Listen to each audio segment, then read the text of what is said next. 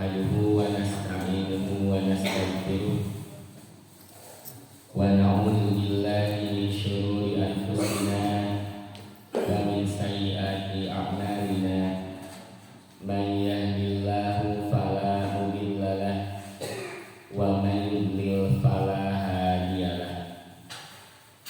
Wa asyhadu an la ilaha illallah wahdahu la syarika lahu wa asyhadu anna Muhammadan abduhu wa rasuluh alladzi la nabiyya ba'da, amma ba'du. Hadirin ikhwatu iman yang Allah muliakan, alhamdulillah merupakan pujian yang paling pantas terucap dari lisan serta terwujud di dalam amal perbuatan kita, karena atas kudrah dan iradah Allah, atas limpahan rahmat, nikmat dan karunia-Nya kepada kita semua, sampai saat ini kita masih memiliki kemauan serta kemampuan. Masih Allah berikan kesehatan jasmani dan juga kesehatan rohani, sehingga kita bisa melangkahkan kaki ke tempat yang mulia untuk melaksanakan di antara kewajiban kita sebagai seorang hamba, sholat subuh dan thalabul ilmi di antaranya. Hadirin jamaah Masjid Al-Amin yang saya hormati dan Allah rahmati,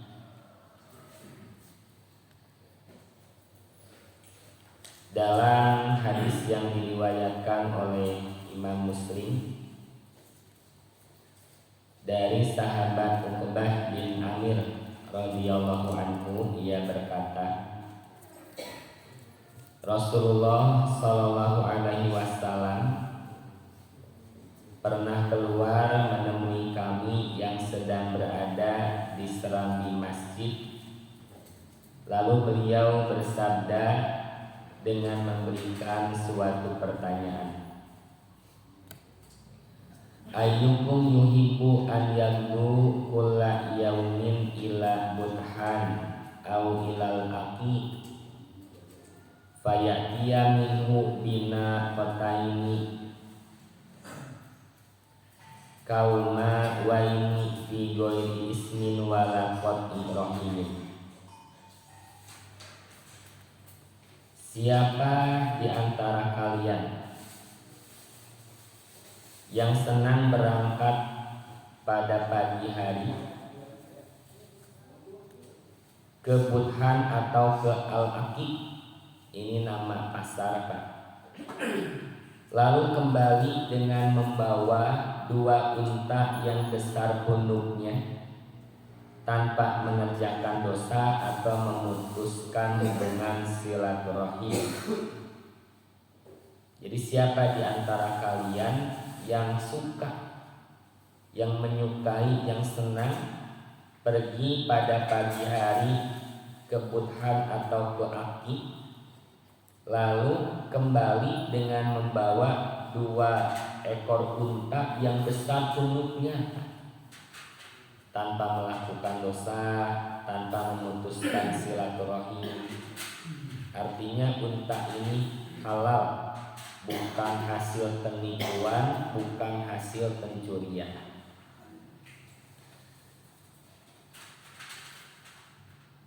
Faqulna ya Rasulullah nuhibbu dzalika. Lalu kata sahabat, kami menjawab, wahai Rasulullah, nuhibbu dzalika, kami menyukai hal itu. Jadi ini kan Nabi SAW jamaah memberikan suatu pertanyaan dengan bentuk kemewahan hidup dunia, yaitu berupa kendaraan yang bagus, dalam hal ini unta. Dan sahabat pun tidak menafikan bahwa mereka pun manusia menyukai hal tersebut. Qala, beliau bersabda, afala yaghdu ahadukum ilal masjid faya'lama aw yaqra'a ayataini min kitabillah azza wa jalla khairun lahu min naqataini wa salasun khairun lahu min salasin wa arba'un khairun lahu min arba'in wa min a'dadihinna minal ibil. Apakah seseorang di antara kalian tidak berangkat, bukankah seseorang di antara kalian tidak berangkat ke masjid lalu mempelajari atau membaca 2 ayat Al-Quran? Hal itu lebih baik baginya daripada 2 unta. Jadi kita di pagi hari pergi ke masjid seperti sekarang mempelajari 2 ayat Al-Quran itu lebih baik daripada 2 ekor unta yang tadi. Mempelajari 3 ayat Al-Quran lebih baik daripada 3 ekor unta. Mempelajari 4 ayat Al-Quran atau yang lebih banyak dari itu, maka lebih baik pula dari 4 ekor unta yang tadi atau lebih banyak lagi. Hadirin, hadis ini merupakan keutamaan ketika kita mempelajari Al-Quran. Pahala yang Allah berikan digambarkan oleh Nabi Shallallahu Alaihi Wasallam seperti unta yang besar punduknya, kendaraan yang mewah jamaah. Dan tentu pahala yang Allah janjikan ini tidak langsung diberikan sekarang, tidak langsung diberikan sekarang. Karena ketika diberikan sekarang tidak akan ada artinya lagi hidup di dunia ini. Nah maka jamaah, inilah keadaan yang terbaik pada hari yang kita lalui. Kita baru bangun saja sudah penuh rasa syukur kepada Allah Subhanahu wa Ta'ala, mengucapkan zikir atau doa alhamdulillah alladzi ahyana ba'dama amatana wa ilaihi nusyur. Baru bangun tidur sudah penuh rasa syukur kepada Allah Ta'ala. Lalu yang pertama kali kita jumpai bukan makhluk, tetapi Allah Ta'ala melalui sholat tahajud. Lalu tempat yang pertama kita datangi adalah masjid, rumah Allah yang mulia, sebelum kita mendatangi tempat-tempat yang lainnya. Yang pertama kali kita baca, kita pelajari adalah Al-Quran, Al-Hadis sebagai pedoman hidup kita. Lalu kita bertemu dengan orang-orang yang soleh, sama-sama belajar, sama-sama mengingatkan, sama-sama menguatkan. Maka jamaah, keadaan kita seperti saat ini yang sedang kita perjuangkan adalah sebaik-baik keadaan. Hal ini lebih dari cukup untuk kita merasakan bahagia dalam mengarungi hidup di dunia dengan melaksanakan ketaatan kepada Allah Subhanahu wa Ta'ala. Karena jamaah, tanda seorang hamba mendapatkan rahmat dari Allah Ta'ala, mendapatkan rahmatnya Allah, paling utama apa? Surahnya jamaah sudah hafal. Allah Ta'ala berfirman, a'udzubillahi minasyaitonirrajim, bismillahirrahmanirrahim, Ar-Rahman, Allah yang Maha Rahman. Seperti apa bentuk rahmannya Allah? Allamal Quran. Ini yang paling utama. Allah mengajarkan Al-Quran. Jadi kita kalau hari demi hari diisi dengan belajar, terus belajar Al-Quran, maka kita sudah mendapatkan rahmat Allah yang paling besar. Dan ini sebagai modal utama untuk kita melaksanakan ibadah, untuk kita menghamba sepenuhnya kepada Allah Subhanahu wa Ta'ala. Maka Semoga keadaan kita seperti saat ini termasuk bagian di antara hadis Nabi yang tadi, sehingga kita mendapatkan keutamaan, mendapatkan balasan yang Allah Ta'ala janjikan. Terus kita istiqomah dalam melaksanakan ketaatan sampai nanti pada waktu yang sudah Allah tentukan kita bisa kembali kepadanya dalam sebaik-baik keadaan, yakni husnul khotimah. Demikian jamaah sebagai pengantar agar kita tidak pernah merasa bosan untuk terus mempelajari Al-Quran. Sekarang kita masuk ke materi. Kita akan membahas satu hadis yang diriwayatkan oleh Imam Muslim. Masih pembahasan bab bersegera kepada kebaikan dalam kebersamaan kita dengan Imam An-Nawawi rahimahullah melalui salah satu karyanya, yakni Riyadhus Shalihin. Hadisnya wa anhu radhiyallahu anhu, masih dari sahabat Abu Hurairah, semoga Allah meridhoinya. Sahabatnya sama seperti yang dicantumkan pada hadis sebelumnya, yakni hadis di nomor ke-7.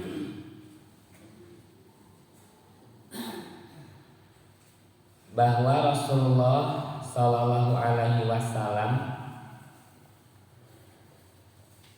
qala yauma Khaybar, pernah bersabda pada waktu perang Khaybar. Nah, kita akan lihat dulu jamaah mengenai perang Khaybar.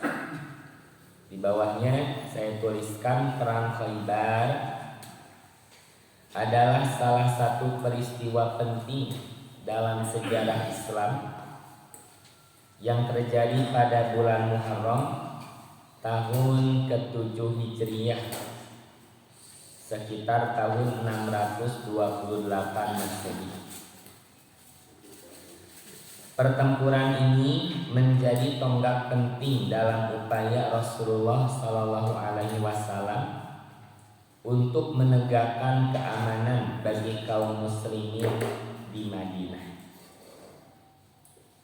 Inilah peran pemimpin yang paling utama, yakni memberikan rasa aman kepada mereka semua yang berada di bawah kepemimpinannya. Maka rasa aman tidak mungkin didapatkan kecuali dengan dasar keimanan. Jamaah, dengan dasar keimanan yang membuahkan amal soleh nyata dalam keseharian, maka kita akan melalui hari demi hari dengan penuh rasa aman. Mengapa Pak kita aman menjalani hari? Karena kita tidak melanggar aturan pencipta alam semesta. Kita tidak menzolimi hak orang lain. Kita tidak melakukan penipuan, tidak merugikan orang lain. Maka pasti kita memiliki rasa aman dalam menjalani kehidupan. Sebaliknya jamaah, ketika seseorang hidup dengan kemewahan, mau apapun mudah, tapi dirinya pun tidak bisa dibohongi. Bahkan dirinya yang lebih tahu, dan tentu Allah yang maha tahu segalanya, bahwa kemewahan hidup yang didapat itu banyak mengambil hak orang lain, melakukan kezaliman, atau berani melanggar aturan Allah Subhanahu wa Ta'ala. Maka dipastikan dia tidak memiliki rasa aman dalam menjalani kehidupan, apalagi merasa bahagia dengan apa yang dimilikinya. Itu Pak. Jadi hakikat kebahagiaan dan rasa aman dalam menjalani kehidupan, tolak ukurnya bukan kemewahan dunia, tapi tolak ukurnya sedekat apa kita dengan Allah Subhanahu wa Ta'ala.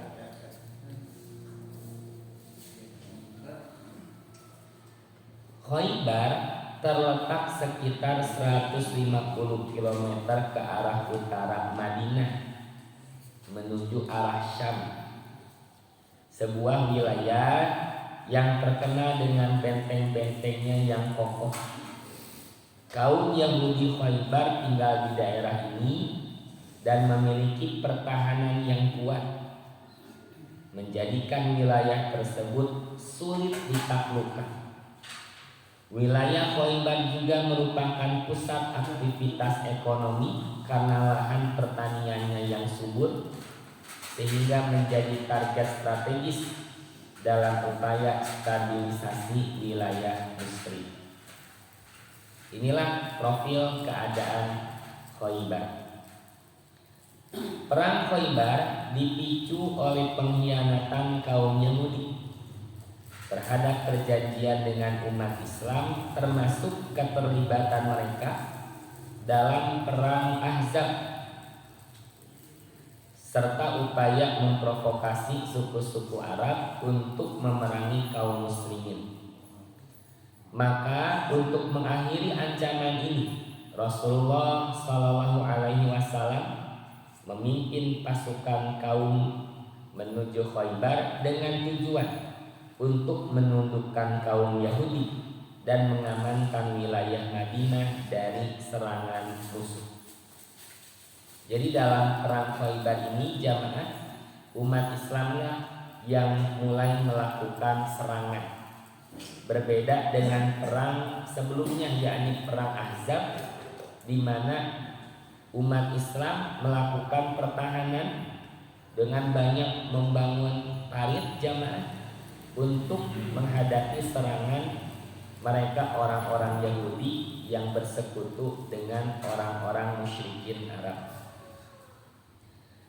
Nah, perang ini jamaah berakhir dengan kemenangan kaum muslimin dan kaum Yahudi Khaybar menyerah setelah terkepung oleh kaum muslimin.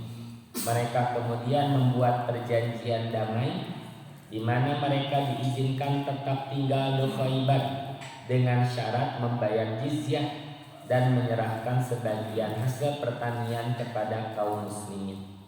Kemenangan ini meneguhkan kekuatan Islam di Jazirah Arab dan memastikan stabilitas wilayah Madinah.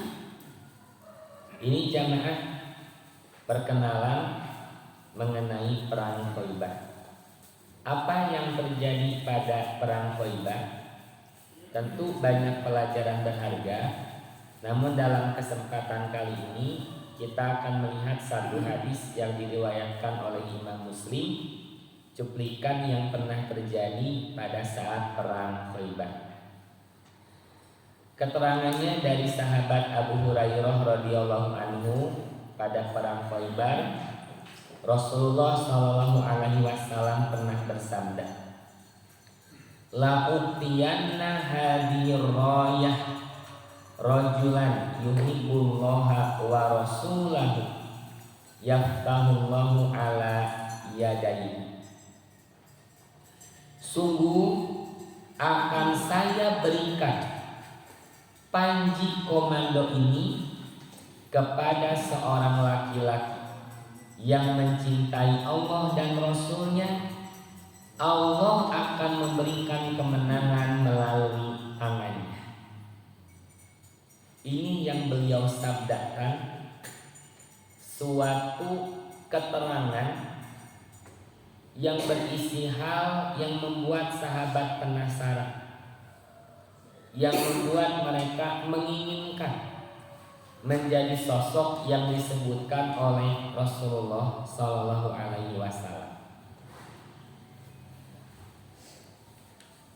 Qala Umar radhiyallahu anhu. Umar, semoga Allah meridhoinya, berkata, "Ma ahbabtul imarah illa yauma idzin." Saya tidak pernah menginginkan kepemimpinan kecuali pada hari ini. Terbayangkan, sekali berumar menunjukkan diri ingin untuk menjadi orang yang terpilih sebagaimana yang disebutkan Nabi tadi. Jadi saya, kata Umar, tidak pernah menginginkan kepemimpinan. Dan kita mengetahui jamaah, para sahabat itu tidak ambisi terhadap kepemimpinan. Malah mereka sangat takut disebabkan betapa berat pertanggungjawabannya. Benten sarang diurang apa? Orang mah para kuat, hoyong-hoyong.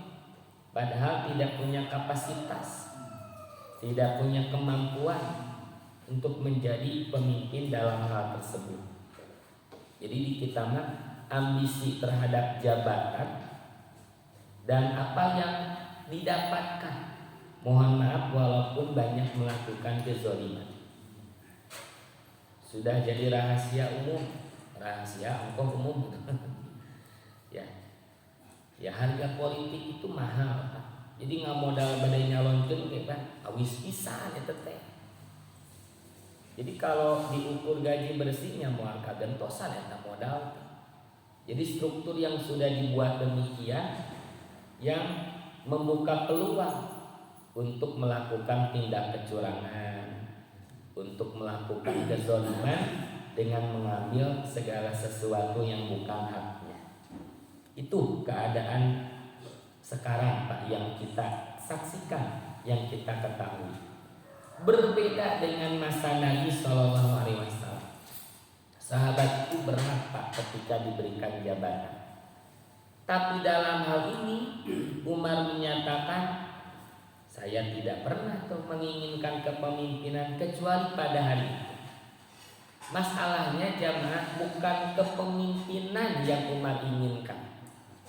Tapi Nabi SAW menyebutkan, sungguh saya akan memberikan panji komando ini kepada seorang laki-laki yang mencintai Allah dan Rasul.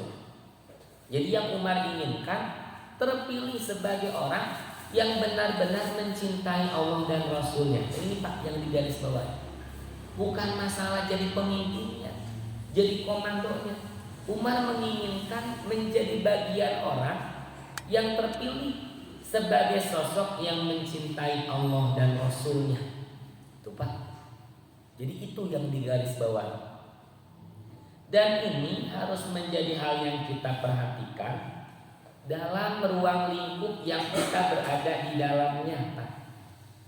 Bapak misalnya mencari pemimpin di tempat kerja di mana Bapak berada, maka syarat utama orang yang layak diangkat jadi ketua, jadi pemimpin adalah orang yang mencintai Allah dan Rasulnya.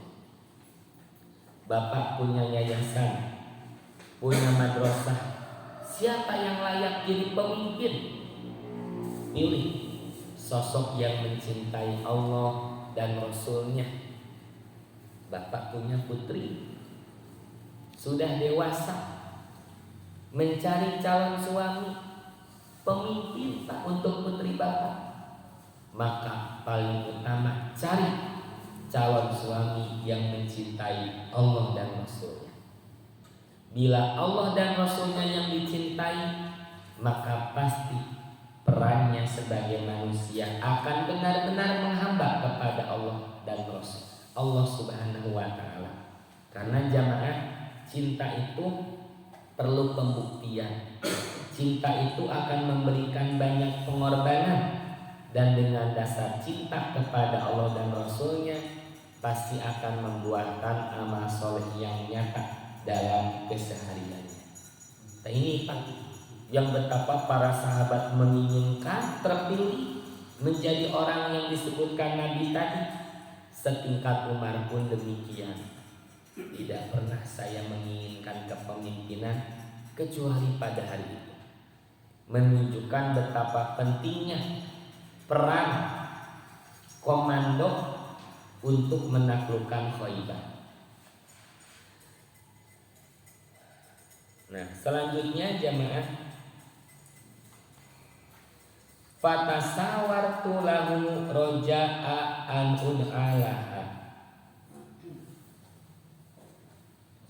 Jadi kata Umar apa tadi Pak? Saya tidak pernah menginginkan kepemimpinan kecuali pada hari itu. Fakasawatu lahu roja'a an ud'a lah. Maka saya menunjukkan diri dengan harapan dipanggil untuknya. Umar sengaja menunjukkan diri, ingin Pak yang terpanggil, yang terpilih untuk menjadi komando, untuk memegang panji kepemimpinan dalam perang Khaybar tersebut. Fada'a Rasulullah sallallahu alaihi wasallam Ali bin Abi Thalib radhiyallahu anhu. Ternyata Rasulullah sallallahu alaihi wasallam memanggil Ali bin Abi Thalib, semoga Allah meridhoinya. Fa'atahu iyyaha, lalu beliau menyerahkan kepadanya ya panji komando bendera kepemimpinan tersebut. Hadirin, hadis ini masuk pula dalam bab keutamaan Ali bin Abi Thalib. Dalam hal ini bukan berarti Umar, begitupun sahabat yang lain bukan sosok yang mencintai Allah dan Rasulnya, tidak demikian. Para sahabat itu mereka orang-orang yang berjuang di garis terdepan membersamai Nabi Shallallahu Alaihi Wasallam. Besar rasa cinta beliau kepada Allah dan Rasulnya. Namun pada momen perang Khaybar ini, di antara para sahabat yang mencintai Allah dan Rasulnya itu terpilihlah Ali bin Abi Thalib. Dan dalam berbagai kesempatan pun Ali yang terpilih jamaah. Contohnya Pak, sosok yang terpilih untuk menggantikan peran Nabi di rumah Pak saat Nabi meninggalkan Mekah untuk hijrah ke Madinah, Ali lah yang terpilih. Tidur Pak di tempat yang biasa Nabi tidur. Ketika musyrikin Mekah mengepung rumah Nabi dan hendak membunuh beliau, ternyata yang ditemukan Ali bin Abi Thalib. Ali yang terpilih, dan ia siap mempertaruhkan nyawa untuk keselamatan Nabi Shallallahu Alaihi Wasallam yang hendak hijrah ke Madinah. Ketika masuk ke kamar yang ditemukan Ali, apakah Ali jadi dibunuh Pak oleh mereka pembunuh bayaran musyrikin Mekah? Tidak. Dan targetnya Muhammad. Yang ditemukan Ali jangankan dibunuh, disakiti saja tidak. Nah begitu. Lalu pernah pada perang Tabuk Pak, pada perang Tabuk,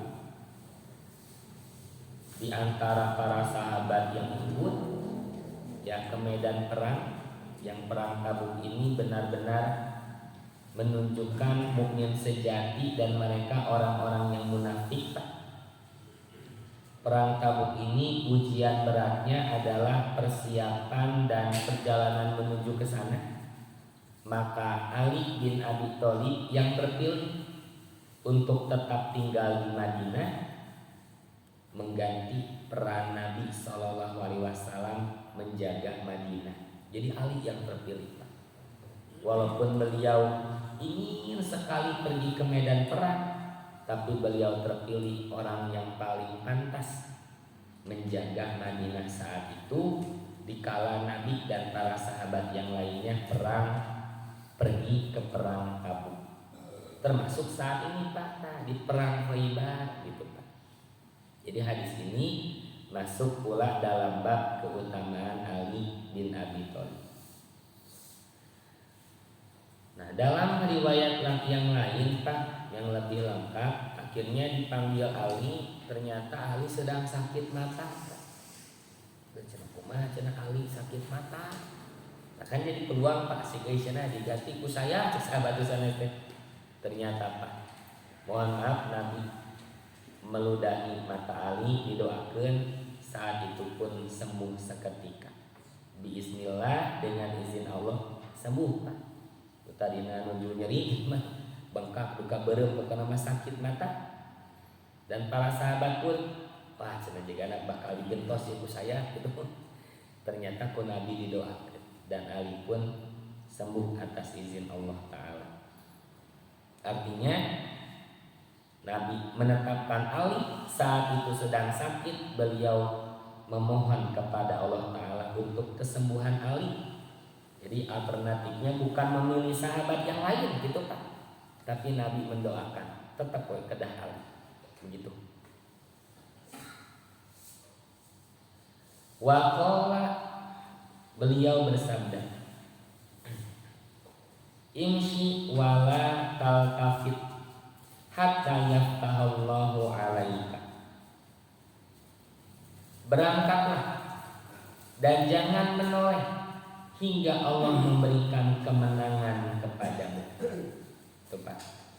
Jadi tetap kemenangan itu diberikan oleh Allah. Ucapan Nabi yang di atas pun yaftahullahu ala yadayhi. Nabi akan memilih seseorang yang mencintai Allah dan Rasulnya, yang Allah memberikan kemenangan melalui tangannya. Tadi sini pun sama. Pesan yang Nabi sampaikan, berangkatlah wala taltafit, jangan menoleh sampai Allah memberikan kemenangan alaika kepadamu. Artinya menjadi tanggung jawabmu alaika. Inilah jamaah, kita hanya sebatas ikhtiar, berusaha sebaik-baiknya, tapi meyakini Allah yang memberikan kemenangan, bukan hasil perjuangan kita semata.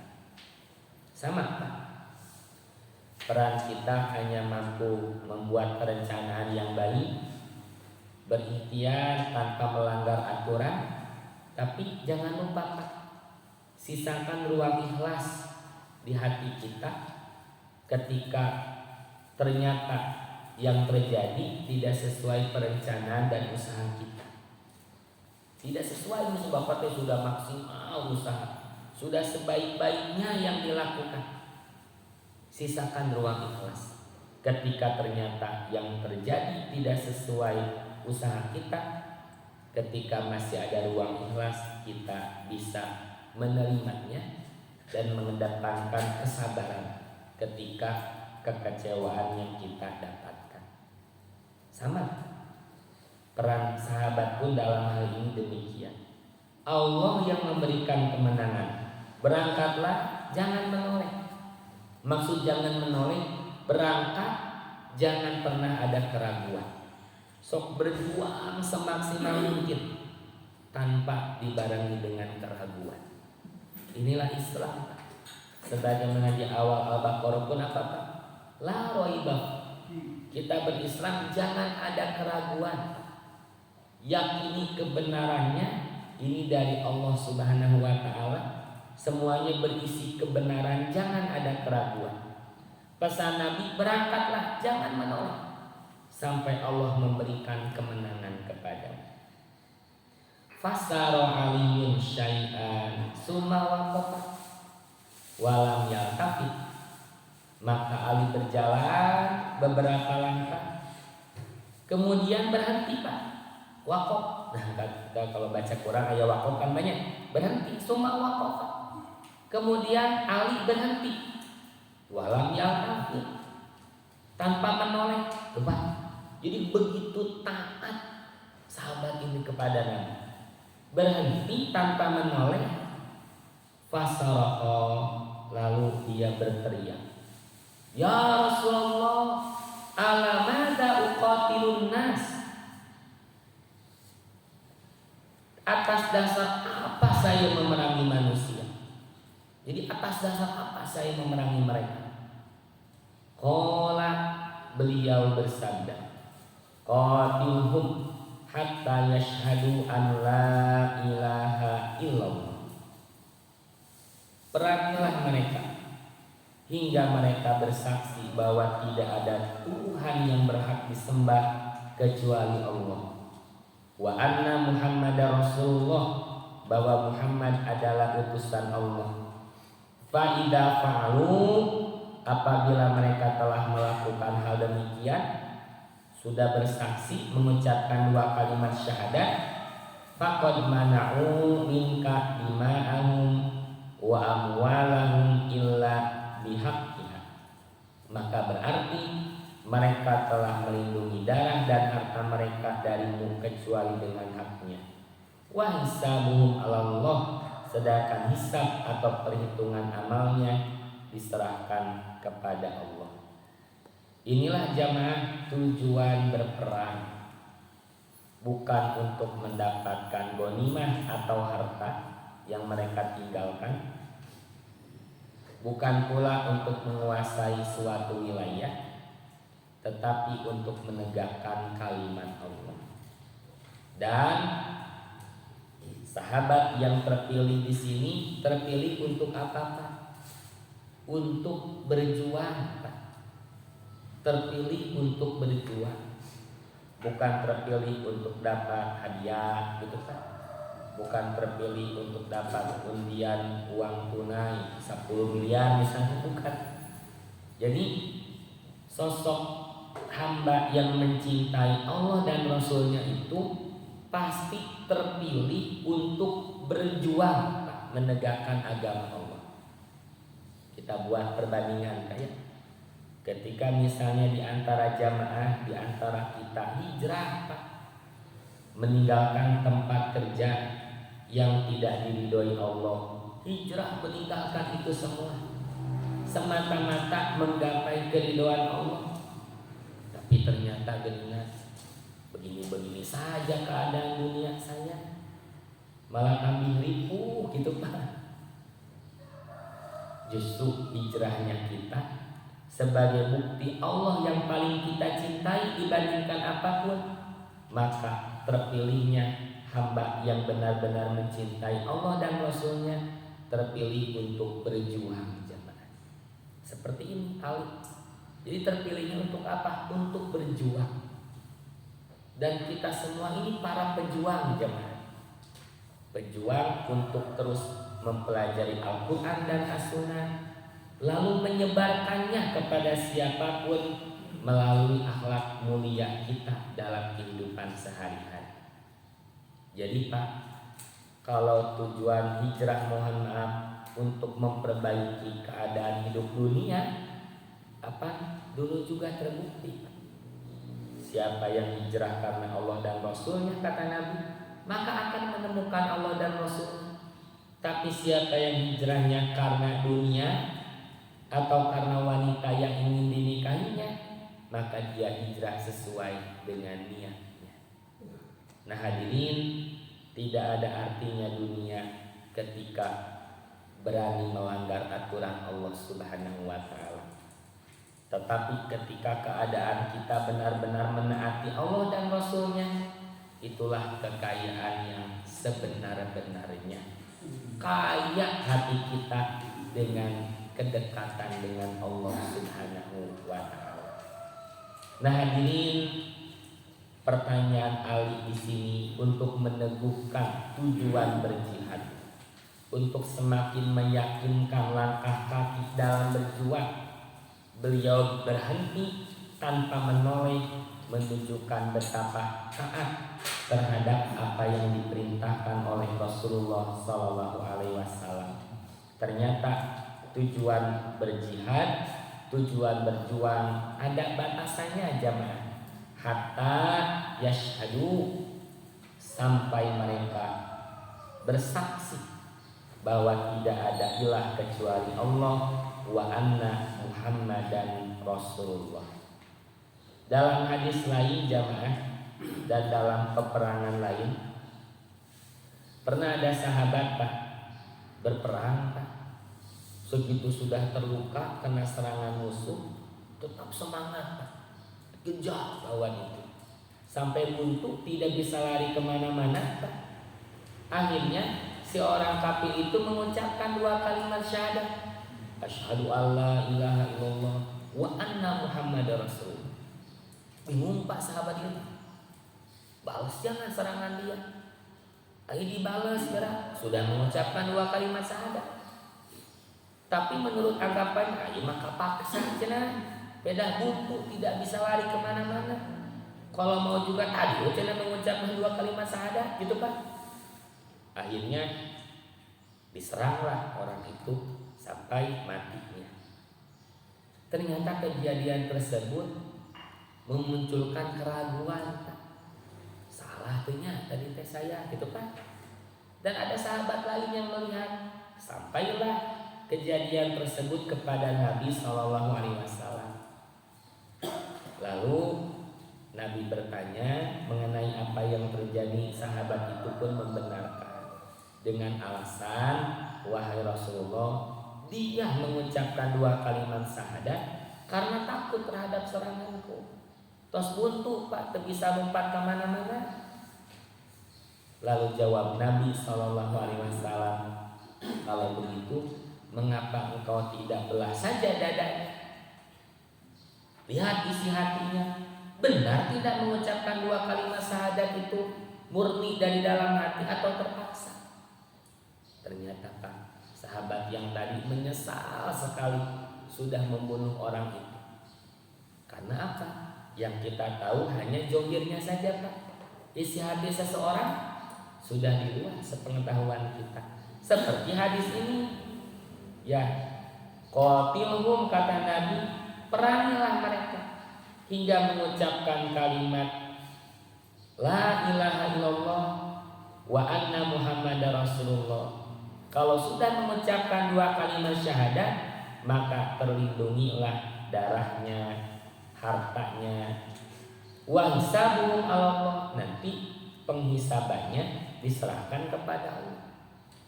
Kita hanya mengetahui zahirnya saja, yang kita dengar, yang kita lihat, bagaimana isi hatinya itu sudah di luar jangkauan kemampuan kita. Hadirin ikhwatu iman yang Allah muliakan, ini cuplikan yang terjadi pada perang Khaibar. Banyak kejadian besar lainnya jamaah, namun dalam hal ini hadis ini yang dicantumkan untuk menerangkan bab bersegera kepada kebaikan. Dalam hal apa bersegera kepada kebaikannya? Pertama, yang ditunjukkan oleh Umar bin Khattab radhiyallahu anhu, betapa beliau pun menginginkan menjadi sosok yang terpilih sebagai hamba yang benar-benar mencintai Allah dan Rasul-Nya.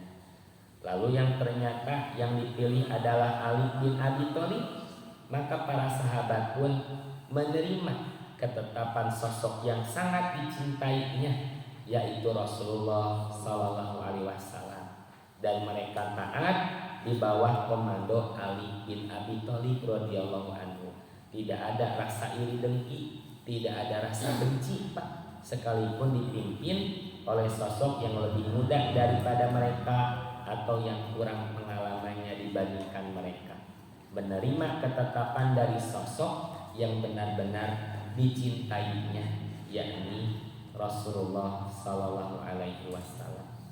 Inilah gambaran betapa para sahabat bersegera kepada kebaikan dan taat kepada aturan yang ditetapkan oleh Allah dan Rasul-Nya.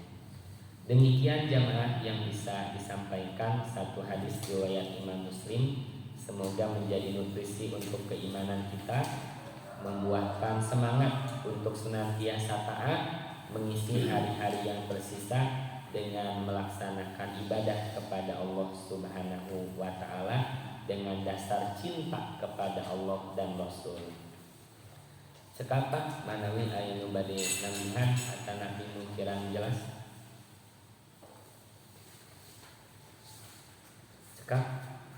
Ya, hatur nuhun, terima kasih jamaah untuk kehadiran dan kebersamaannya. Mohon maaf atas segala kekurangannya. Rabbana atina fid dunya hasanah wa fil akhirati hasanah wa qina adzabannar. Aqulu qouli hadza wa astaghfirullah li wa lakum. Wassalamualaikum warahmatullahi wabarakatuh.